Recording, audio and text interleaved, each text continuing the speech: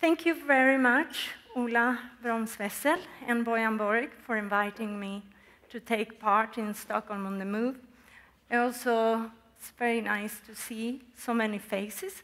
Some students from Chalmers, I can see, have moved over to KTH. So anyway, I also would like to, before I start, also say that the work that I'm showing is partly projects that are of collectives that I've been collaborating with. They're also projects they have carried out over a long period, and I perhaps have participated more in particular actions. They're also work that I have carried out in my own practice, the Urban and Architecture Agency, together with Karl-Johan Westerlund, who is here today, and a number of other people, and also students. So,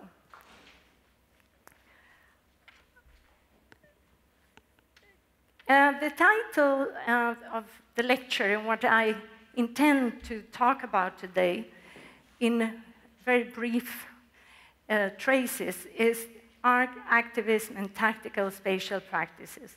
And I will explain what I mean with it. What I intend to do is to question the issue of participation. Today in urban development, participation, processes of participation, have become a very important key aspect of urban regeneration projects. I am very critical and doubtful and question some of these processes, how they are actually in fact carried out. So the content of my lecture would rather be what are these processes of participation and what are other processes of real or direct participation, direct action, and direct representation. What are the tactics, strategies, and ways of working? Sorry, can I take some water here? Thanks. So I would first just give you a very brief background to the topic or to my own work or practice within this area of bottom-up initiatives and participation, participatory processes.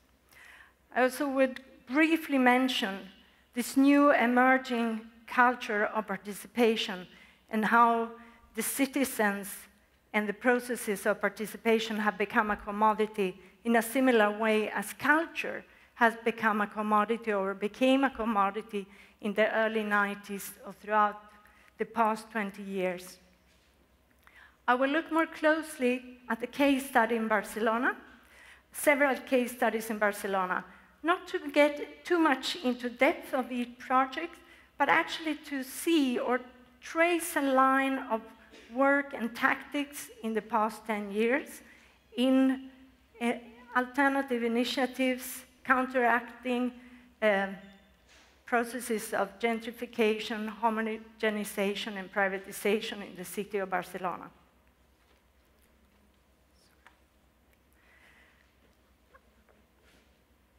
Very early on, after my architecture studies, actually almost parallel to my final year in architecture, I got the job as leading a project, coordinating a project in Stockholm together with an anthropologist. Her name is Carla Werner, where the project emerged in the early 92, 93, as there was a kind of lack of communication between actors in an area of Stockholm in Odenplan. The city of Stockholm came with the idea that perhaps turning it into a research project could manage to create a new process. Of course, the enacting of the project was very much carried out by Carla Werner and myself. The notion of that project was how to establish a process of dialogue with the citizens around the area of Odenplan. I also have worked with other bottom-up participatory initiatives in the project in Odenplan, which was a very early project. We carried out the process as a series of ongoing pedagogical workshops, dialogue with different actors and agents in the area. In later projects, the strategies or the ways of working shifted. In several projects for the City of London, where I was based and had a practice based for 10 years, we worked with the East End of London in various culture projects, as we did in Stockholm as well. You can see it in that, the Open City project. It was in the early days, this is a project from 2000 and also 98, where the European Union, the European community, wanted and established as way of civic participation and participatory policies and culture planning as part of the agenda. So we carried out a series of projects where actually more tried to create networks using architecture interventions as catalysts. I also have worked, this is just a few projects, but I just want to map out a geography of range of practices I've been occupied with for the past 15 years. I also have worked with totally autonomous alternative grassroots initiatives, such as the Culture House in one of the suburbs in Stockholm, Cyklopen, which was a project which we initiated and was also very inspired by social centers in other places of the world. Among other things, for instance, a project in Venezuela, which also was built with containers, Tuna El Fuerte, and other examples. It was a group of actually students from the architecture school. They were at the time in the first year, and other groups, other people outside of the School of Architecture. Currently, we are working with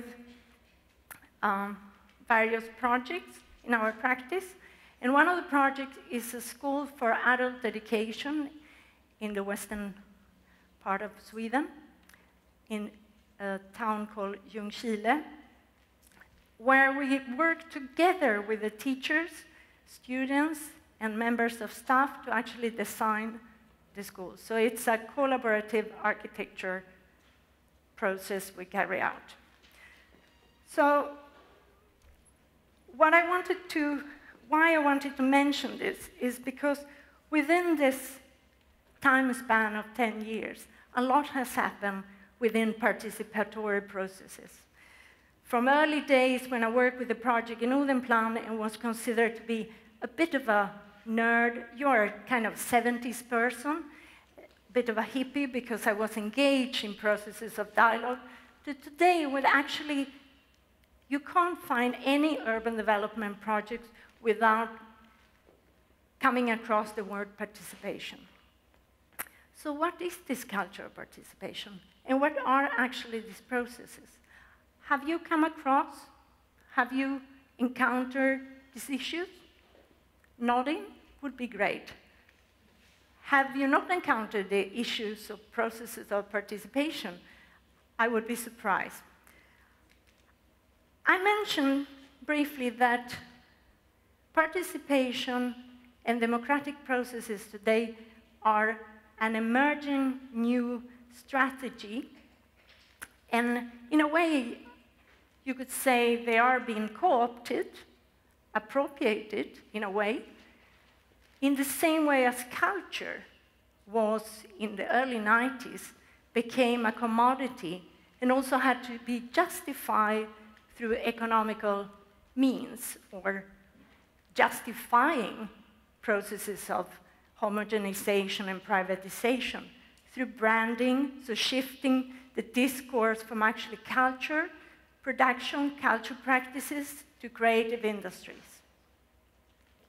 When we look at what I say about participation today, we can see in many urban models today, such as in Hamburg, Hafen City, where the area of Hafen City in Hamburg was developed in a series of open workshops. Sorry. The idea in Hamburg is to increase the inner city area of Hamburg with 40%. What happened is that actually Hafen City, which is closely connected and next to a neighborhood called St. Pauli, which is a very vibrant area of the city of Hamburg, with a lot of local actors, collectives, small industries, artists, collectives, and various other groups, with the notion that this was going to be for everybody, a participation process. In a very deceiving maneuver, we can see that most of these communities, collectives, have been displaced for the creative industries. Creative industries means actually larger industries that in a way are just can be advertising companies or other companies that don't have anything to do really with the production of culture. The model that was enacted in Hafen City has been also copied and reproduced in Sweden, where we actually today have a process going on in the city of Gothenburg, really reproducing the same idea of developing the inner city of Gothenburg. We have similar projects going on in the city of Stockholm, but also previous to Hafen City, we can see similar projects, so parallel to Hamburg. We can see a project in Barcelona, which is actually interesting. What happens with processes of participation, where people actually react and say, that is not what we want. Let's take it and make it our own. In Barcelona, there was a project 3 years ago for the redevelopment of one of the main roads that runs diagonal in the city. The project had developed two alternative propositions. One was more to be understood as a boulevard, and the other more as a ramblas, more as a street where you had a middle part where people could walk and have a promenade. What actually happened was this was costing an enormous amount of money. The whole project was, I can't remember now how many millions of euros, but it was absolutely a very large sum that the city was putting only into the campaign of this project. This project was also happening, or started happening, alongside with the bank crisis and the crisis in the world. And what happened, what was very interesting, is that actually a sea alternative emerged. An alternative that was not created by the city of Barcelona, but actually by the citizens of Barcelona. This spread through the internet. It was a completely other idea, and it was standing more for crisis. So it was rather how we should put the money into other initiatives in the city of Barcelona. What is interesting is this campaign, it got such a support, such a proliferation. So actually, most people voted for the C alternative, which was not even part of the project of the city of Barcelona, which was not an architecture project, which was more talking about what actually do we do, where do we put this money?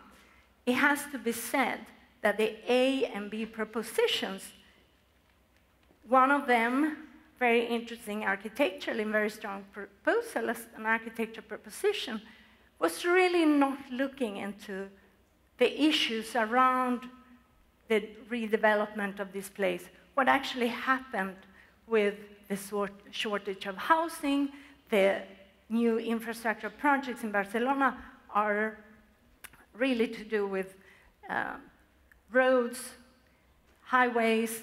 Now there is a plan for a new Eurovegas, which is like a new city adjacent to the city. So the C alternative was really saying, we don't want these alternatives of you. We want real participation. So looking closely at Barcelona, I think we can trace both align or certain strategies that have been enacted by the urban regeneration projects, which has displaced local communities, which has carried out gentrification processes, urban models of regeneration by the planning bodies. At the same time, we can also trace a shift and a line through the tactics, the ways of working, the modes of operating by the groups, protests that actually claim for real direct participation and be part of actually the development of the city. To explain this, I would briefly give a sort of series of projects which, in a way, have opened up for the next, where we are today, in a series of collaborative projects. This is the area of Poblenou in Barcelona, which was one of the last and former industrial areas. The strategy here, because a lot of the area has been declared cultural heritage, has been to let it run down. So in a way, when you have a building, never mind its cultural heritage, if it's run down, it's dangerous. So what you can see in the landscape in Poblenou is actually only reminiscence of the former buildings, chimneys from the former factories, and abandoned sites. Poblenou is the last biggest master planning project in Barcelona. The main general project, master planning project for the city was defined in 1999, and the area of Poblenou was to be one of the new IT technologies redevelopment clusters. What actually happened is no IT companies established here. So what we have today is that in order to build all these office buildings, a lot of the local community was displaced through processes of harassment, very complex bureaucratic procedures in the appeals, democratic appeals, that when you do a master planning, you can appeal against the master plan. But the processes of making those appeals were so bureaucratic that despite a lot of neighborhood organizations organized themselves and made appeals, they were not considered to be correct within the bureaucratic system. So what happened is that not only did they manage to displace a large group of local residents, local inhabitants, but also small industries and other groups. What is interesting here is not the failure of this master planning project, because that we can find in many places. What is interesting is to look closely at the strategies, responses, and tactics used by many groups, local groups, neighborhoods associations, youth groups, and so forth in the area.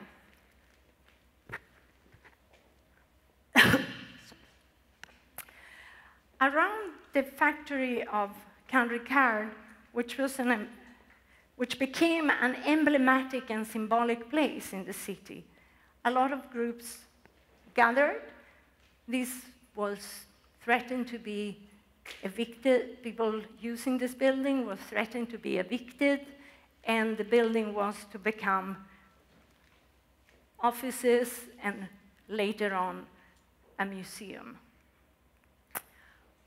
Through a whole series of direct actions and events in the building of Betancour, but also in the surroundings, the groups, citizens, inhabitants of Poblenou created a series of social networks and platforms to not only protest against this, but to create and propose alternative future developments. The idea of direct representation, the necessity of actually carry out and use media technology and own tools of communication was a very important key aspect in these tactics. So here you can see a remade of a caravan into actually a mobile cinema screen and also a Wi-Fi station. There are other projects that were carried out at the time. There is a lot of empty lots that were leftovers, as I mentioned, places where buildings have run down in the area of Poblenou. This is a map from a collective called Rotor, where they actually tried to map out these empty, vacant, waste, empty lots to see what actually the characteristics. And this was made in a workshop as an artistic, using the analogy of a almost extinguished fauna and flora chart. So there are a lot of these sites, and also sites in the inner city of Barcelona, were waiting for further development. Parc Central Park, which is in the corner of Diagonal and Pere 5, which is another street, it was to be developed as a tall office building by Jean Nouvel, and in front of the building, a hard square and parking lots. The inhabitants of Poblenou decided to actually create a park and appealed and also asked for building permission to make a garden. They created spontaneous events and actions in the city and took the project into their own hands. So they actually made a park and a garden in Parc Central, which is one of the many empty sites or vacant lots in Poblenou. The strategy of Poblenou was interesting because parallel to that, another project which I showed previously, the first image, one other park, if you remember, with the cactus, that was in the old city, on the old city, in the Barrio Gótico, which is the really within the former Roman walls, which was also subject to a very strong gentrification project. What is interesting here is that this project became a hard political battleground in the neighborhood. This very, I would say, very peaceful looking, not in a way provocative, intervention in a way became very much a spark for a bigger battle. The city realized that this was spreading like a virus. The initiatives to take open spaces and public spaces in the city to develop them as gardens, urban agriculture, and other activities. So around Forat de la Vergonya, who was the name of the inhabitants in the area of El Raval that called this site, which means the hole of shame, not the hole, but the hole of shame. There was a series of clashes between inhabitants and the police in the city. I think I would go more fast through. A few years later, or almost a year after, in May 2006, and something that perhaps is important to have the background to understand what is happening in Spain today, and the 15M movement, an anonymous email message was sent around in Madrid, calling for a spontaneous sit-in. Following a massive turnout and success of the action, an assembly for housing and against precarity was established. V de Vivienda, which in Spanish means V or H for housing.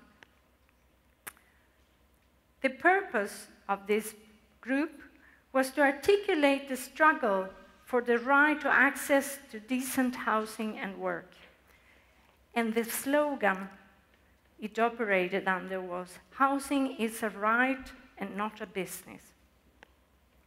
This local grassroots campaign acquired a significant political role, becoming part of a larger social movement.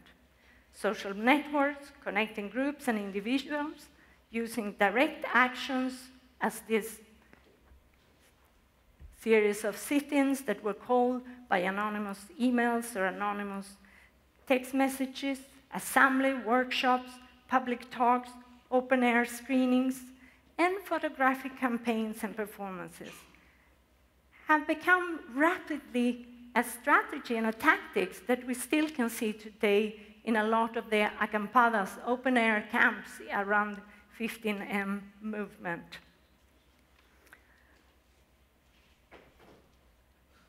One artistic project that is interesting is, and I will show you, let's see if I have the film here, that could be interesting, is an initiative around the V de Vivienda, the H for Housing project, which was to create,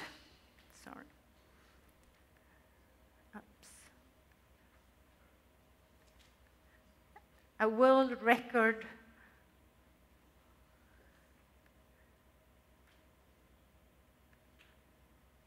a sobreviure a la màfia immobiliària. A Catalunya ens diuen que la gran solució serà la llei d'habitatge i el pacte nacional per l'habitatge. Però l'únic never have a house és in que your s'han fucking passat life. els That was pantalons the davant dels slogan. promotors. Amb l'excusa d'ajudes i de la protecció oficial, pretenen seguir inflant la bombolla immobiliària. In one of the main squares of Barcelona.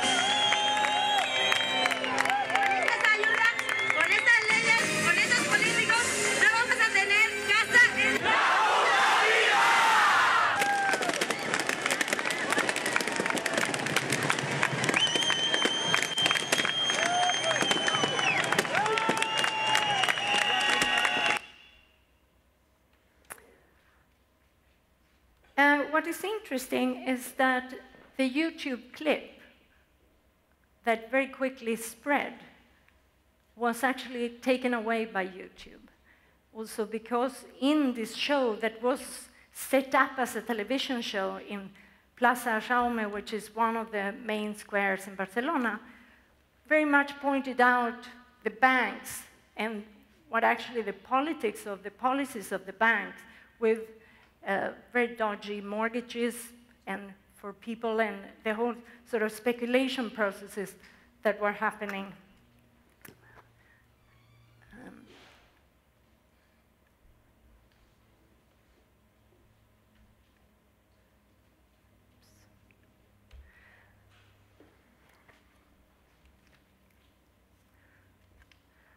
I think what is important here to point out is that these sit-ins, the appropriation of these public spaces, the events and interventions, and these open-air camps, as well as demonstrations and protests, can give us an example of decentralization and coordination to generate a shared identity, which is beyond the ideology of a party politic, but is to do like the project around the H for housing, around very specific issues and claims for actually a decent way of living, decent housing, right to work, or against some of the processes, as you will see in the last example I will show you, of actually what happens when the banks are running freely their policies of mortgages and appropriation evictions. So if we look at these tactics, in a way, what they do is that they amalgamate groups of people via a symbolic membership of an anonymous political community, while challenging the traditional forms of political representation. And as a result of their fast, fluid positioning and temporality, spaces in flats, assemblies in the squares, these open-air camps, but also events appropriating public space, creating direct actions, processes of direct participation, what they try to show is to transform the way we think about and make built environments. They also become an early indicator of mobility and political flags, mapping a local and a global political landscape. And of course, we have seen the Arab Spring, and this is very clear looking at the processes that have sparked the Arab Spring. The last project I will show you is a project that I think is interesting if we are sort of carrying through the thought of what actually is the process of direct participation. In Spain, there is a group of people, large number group of people today that are affected by the mortgages, which means similar to what happened in the United States a couple of years ago, what happens now in Spain is that you might lose your job, you can't pay your mortgage, but instead of you losing your house and you might become homeless, in Spain you also will have still your mortgage for the rest of your life.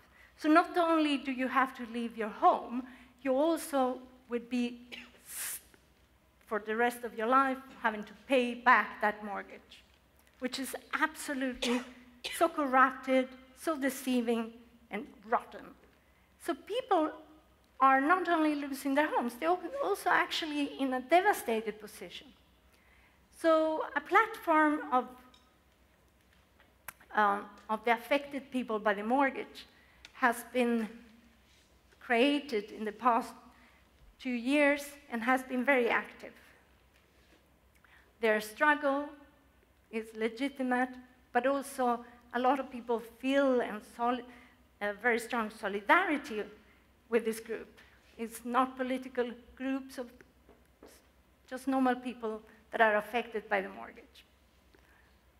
A collective that I worked for a number of years, and Medio, which is also a spring out from another collective called Las Agencias in Barcelona, started a year and a half ago a series of workshops called TAF, Photographic Action Workshop.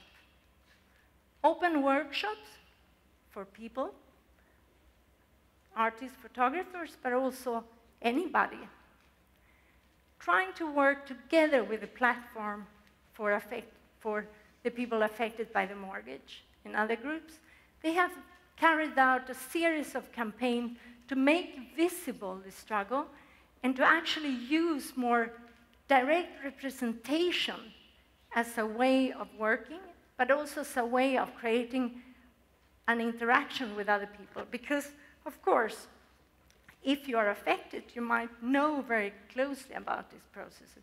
But how do you actually put a pressure on the banks? Or how do you create a larger network of people affected? Well, banks, and as politicians, are very sensitive for the public imagery. So what the TAF, and in particular, the person coordinating TAF, a very close colleague and friend, Oriana Elizabeth, what she did is actually to make a series of portraits of the people that are affected, with the people that were affected by this, that are threatened by eviction.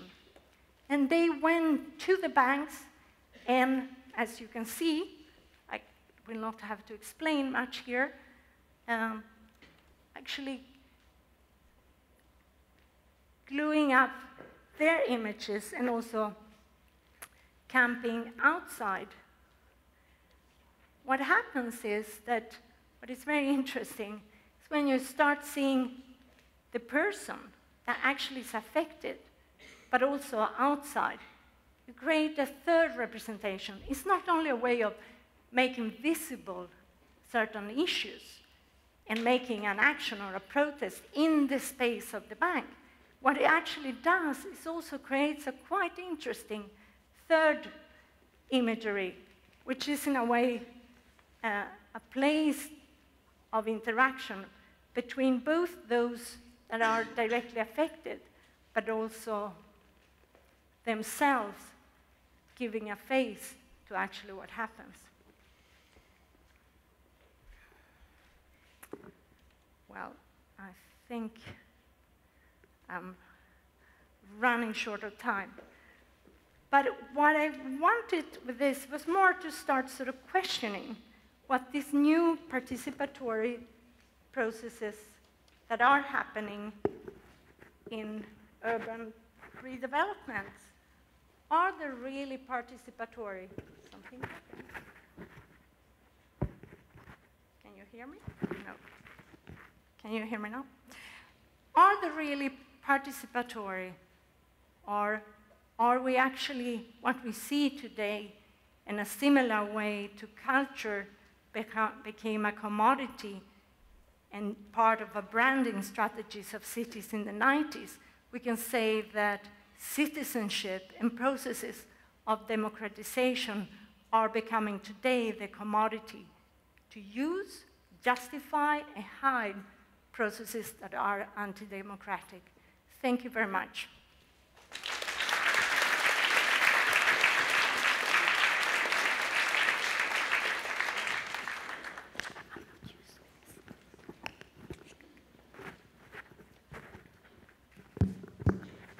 Thank you, Anna. Your words are like a blade. Sorry? Your words are like a blade, opening the real issues. Fantastic. I would like to open a panel for questions.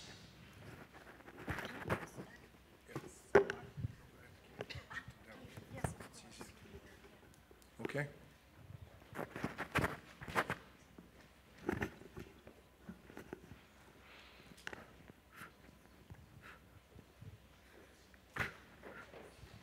Thank you, very interesting. Following on one of the discussion questions brought up in the previous presentation was the notion that we can't stop people from moving into the city, we can't stop people from coming, but actually your presentation showed how there are many ways in which people are moved out or prohibited from doing certain things through harassment or bureaucratic procedures or new rules instituted. And in fact, there are ways in which we and many other people say what people can do and how they should live and so on. And this was some interesting examples of how you can discuss those things or make them visible in a way that's perhaps more public than individuals fighting against the bureaucratic procedures. And I wonder what you think about the purpose or the productive, perhaps, function of conflict. You mentioned the Cactus Project was a kind of a battleground, but the other project, the open air camp, seemed to be not so much direct conflict or discussion around it. And those seem to be two very different strategies for making sort of public and sort of visible these often invisible or repressed conflicts. Thank you, Ramya. I hope I can answer your question, which touched upon several things. I mean, I think first we have to look closely. What you started saying about, I unfortunately missed most of the previous presentation, but I did listen to what you mentioned, and I think we have to see, which obviously in 40 minutes I can't really explain in this presentation, but you have to see that there are very strong strategies of rhetorics. There is the rhetoric that the city is growing. We just have to. It's a force of nature. Gentrification is a force of nature. It's not actually about the gentrification, it's a shifting of social class to certain neighborhoods, which is actually what happens in the processes of gentrification. We can see today in Gothenburg, a lot of the new areas that have been proposed, you can see that within the policies that have been planning it, it's very clearly written that they only have to be part of the public housing companies, allmännyttan, for the period of 5 years. After that, they can be sold out to be privatized, which obviously will happen, because today we can see what is happening in Stockholm, in other cities of Sweden, but also around the globe. So, one of these strategies is to create this rhetoric. There is no alternative. That's Margaret Thatcher's word. There is no alternative. That's how it is. That's reality. So, the whole rhetorics around urban development today, and many architects are reproducing that, is very much around this idea that there is something which is not called the market, which is not economical interest. There is something else that has a life on its own. Of course people are moving to the city. Of course people are moving out. But how do you make it up when you look at processes of gentrification and actually people are getting displaced out of the city? They're not the inhabitants in the city that are being able to inhabit these new places. They're actually displaced out of the city. So not only have we this displacement of local communities, we also have a breaking up of local communities by centralizing social services and public services, which is happening in the whole area and plans for a large part of the city of Stockholm. I think there are initiatives that show counter-propositions. The example in Husby around the Järvalyftet and the group Megaphone shows how a group from the community proposed 50 proposals and the city just looks away and doesn't take any of that into consideration. The large part of your question, Ramya, was about conflicts. I think one of the most dangerous things is to believe that consensus is the way forward. Consensus means, in a way, that there is always one opinion that is the predominant one, but who is taking which one should be the predominant one? I mean, it really depends. We can agree on things, we can negotiate, we can reach a middle point together, but allowing conflicts, allowing different positions, allowing different opinions. Consensus means something completely different. A lot of the participatory processes in urban development today are about consensus, but also what kind of questions are asked. They're not asked, how do you want to manage? What are giving the framework to real management in the neighborhood? It's actually more about, do you like blue or green? Do you like to have a house that is pink or white? I mean, it's not really. And of course, somebody that doesn't have the expertise of reading drawings, what can they actually respond to a lot of these things? What would be more interesting is to pose in questions like, what is crucial for your community? How would you like to run your community? What would you like to do? How would you like to organize yourself? The latest examples of this is how the whole movement around urban and agriculture has been completely co-opted. In Gothenburg, we have a company called Stadsjord, which is a company, but with its logotype and its rhetorics is sold, carried out, as if it would be a community initiative. So we have to be very careful today, because it's not the phenomena itself, it's how a process is carried out that is real participation or not. I hope it answers your questions. And conflicts are fruitful. It is what you do with a conflict and how you carry out a conflict. More questions? Please, guys, wake up.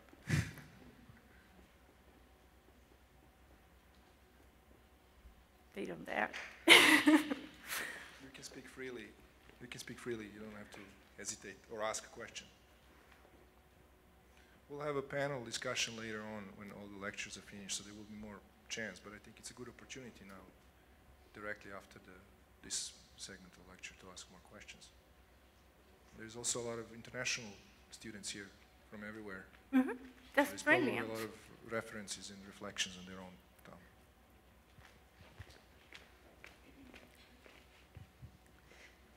Thank you. It was fantastic.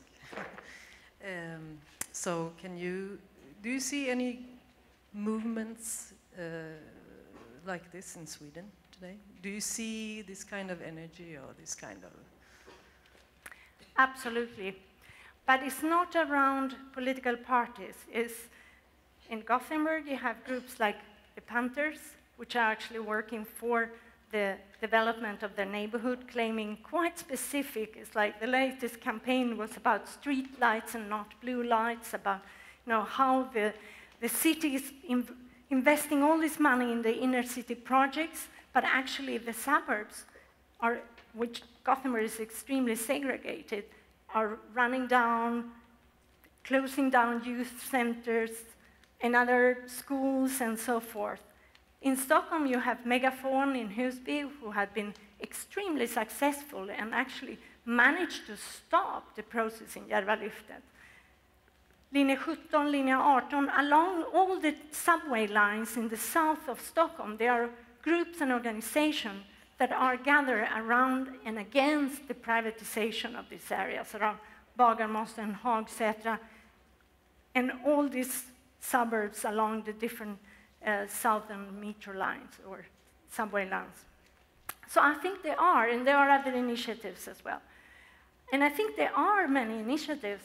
What we perhaps don't need to learn is some of these strategies and tactics they're using in other places, like in the examples I show, which are a very, very strong way of creating a bigger social network. So they're not islands of groups, but rather stronger networks of groups, and also making it more visible, some of the struggles for other groups that perhaps are not directly affected. So I definitely think there are groups. There are interesting initiatives also by institutions. I think the work that Konst-Halsey is doing in Hökarängen to try to sort of really create events or a communication with the local community in Hökarängen could be seen also as an initiative. So I'm definitely optimistic and hopeful about this initiatives. However, we have a bit to walk in Sweden, I mean, because in a way we're not as affected as in other places. So it's kind of out there, but not yet as strong anymore. I hope it answers. Okay, hi. I also found the lecture really interesting. I was wondering, because of how these processes are often carried out in a way that the locals don't really feel it's very good for them or so on, it sometimes tends to be a bit like a movement against planning or against architecture or something like that. And I was wondering how you can deal with that, or what you can do as an architect.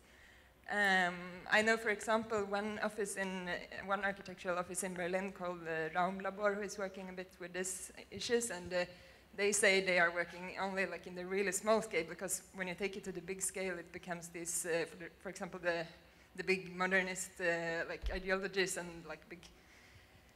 a bigger scale than the people can handle, and it's better to work in the small scale, but you also need planners, and I'm wondering what can you do if you want to be a planner and still take all these issues in consideration?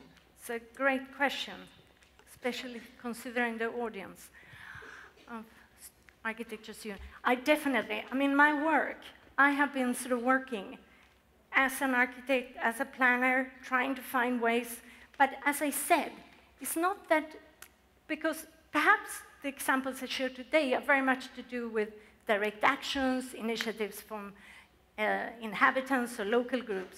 But it doesn't mean that it's a contradiction to architecture or knowledge or planning knowledge. It's how you use it. So, I mean, there are practices. There is a book called Spatial Agency that just was coming out, I think, half a year ago, which is a very interesting sort of catalog of alternative practices. I think one very interesting practice that shows examples of participatory processes of planning is Architecture Autogénérée in Paris. Doina Petrescu and Konstantin Petko, I think they were here lecturing last year. I mean, there is a group called Public Works in London. I mean, there are lots and lots of groups. These are architects and planners. There are groups that actually are not architects and planners and later on have approached architects and planners. So it's similar to what I said about negotiations. It's actually, how do you use the tools? For whom? If you use them in a process of dialogue, I mean, we are working with a school as architects. Redevelopment is the school, a part of the town of Ljungskile.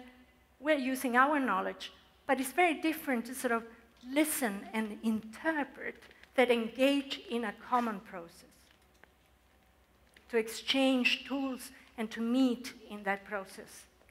So I definitely, otherwise, I mean, that's what I love about being an architect, that I keep sort of exploring what can we do? How can we engage in other ways of working? I hope it answered your question. Do you think that such methods work when there's not a crisis? Like, I feel that usually... Could you start again? This kind of method of like viewing things tends to only evolve from a crisis. Like you see, like the Occupy movements and various things like that. Whereas when there is a plan already half working, the collaboration doesn't really seem to happen. I mean, it's a complex question you pose, because you could say you could define what is a crisis. I would say the whole 20th century has been a capitalist crisis, because you could say we have a bank crisis and a very strong economical crisis, but we have had crises, racial crisis of a lot of the things that are happening today. We can see them in the 60s, in the 70s, in the 50s, in the 40s. They've just been having a different target, another focus, another context. So I would say, what you're talking also about the occupied movement, that's why I show these examples. I wouldn't say that things emerge like, now it's the crisis, now we have the occupied movement. I would say the occupied movement wouldn't exist without the Spanish 15M movement, which obviously after it became in New York, everybody talks about the occupied movement. But actually, I think a lot of the strategies that happen in Spain, that happen in the Arab Spring, they are things that are predecessors of other processes that become more visible or more mediatic, or that are part of the Anglo-Saxon media world.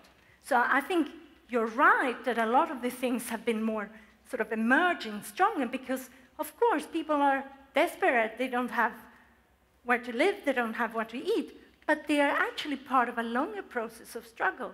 The struggle against privatization, the struggles against gentrification in Barcelona, for instance, didn't start in Poblenou. There were very strong neighborhood associations in the 60s and 70s during the Franco regime. So I would say when people ask me, but how do you see the 15M or occupied movements? They're not political alternatives. What can they offer? They're not part of the political parties. I would say without them, we can't sort of shake the world. Without this series of ongoing actions, we can't sort of make things happen. But yes, the crisis today is very, very strong. But I think you can study in history. And that's what is so interesting about this group, the Panthers, that I mentioned before in Gothenburg, because they actually managed to bring here Bobby Seale from the United States in May or June, I think it was. And they were really fantastic people, this group. And they were telling that Bobby Seale, because he's famous, he got the question, oh, how do you think about the Panthers reappearing in the Swedish context? And he said, they didn't reappear, we were just sleeping for a couple of decades.